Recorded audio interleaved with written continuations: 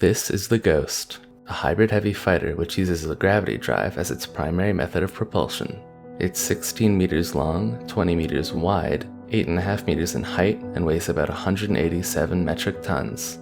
With its gravity drive active, it's capable of 43.5 meters per second squared of acceleration, reaching top speed in 2.4 seconds.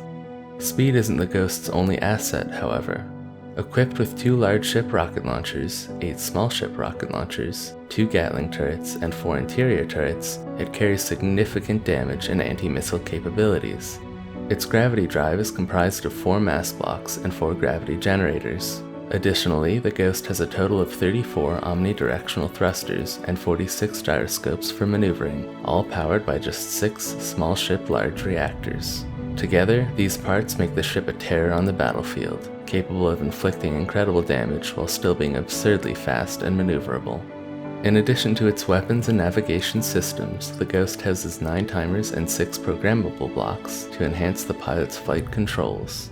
Although not recommended for combat use, the vessel also has an integrated wireless system. It's comprised of an internal aft-mounted antenna and beacon, a remote control unit just behind the cockpit, and a bow-mounted camera. Finally, the Ghost has 2 projectors, one for easy repair of the vessel's small ship components, and one for a camouflage hologram. Unfortunately, the vessel does have one minor shortcoming. While it has a mostly complete conveyor system, there is no built-in oxygen, and therefore pilots will have to carry their own. However, none of these specifications really matter. The Ghost is the perfect example of a ship being much more than the sum of its parts. The ship is capable of doing something few, if any, are capable of. It can consistently shoot a target with its front-facing weapons, while maintaining an extremely close-range orbit at max speed.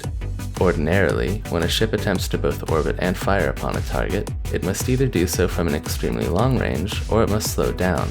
If it attempts to orbit at high speeds from close range, it will not be able to maintain the orbit, and thus drift off into space.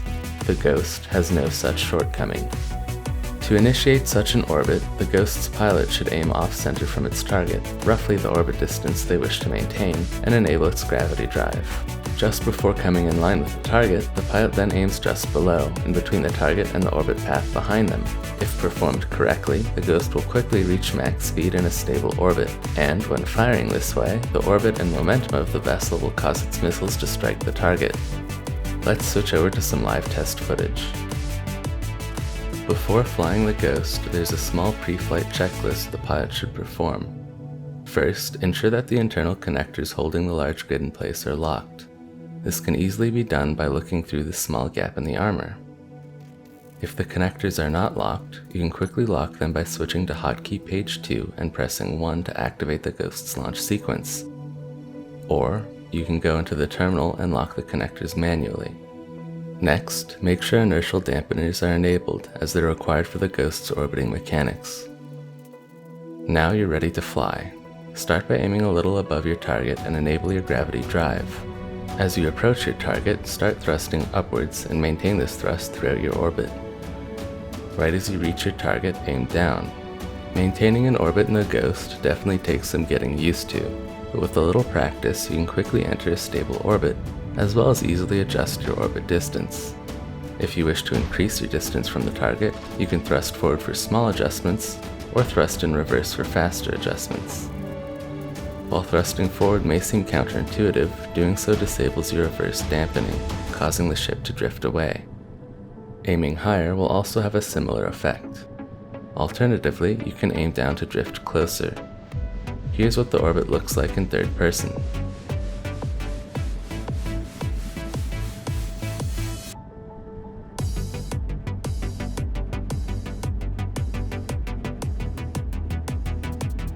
Notice that you want to aim low to strike the target with missiles during an orbit. Fortunately, aiming low facilitates a good orbit.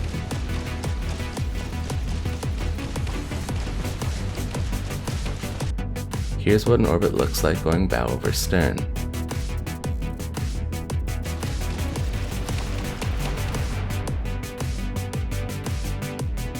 You can also orbit sideways. While this is much slower, it allows for some extremely close-range orbiting.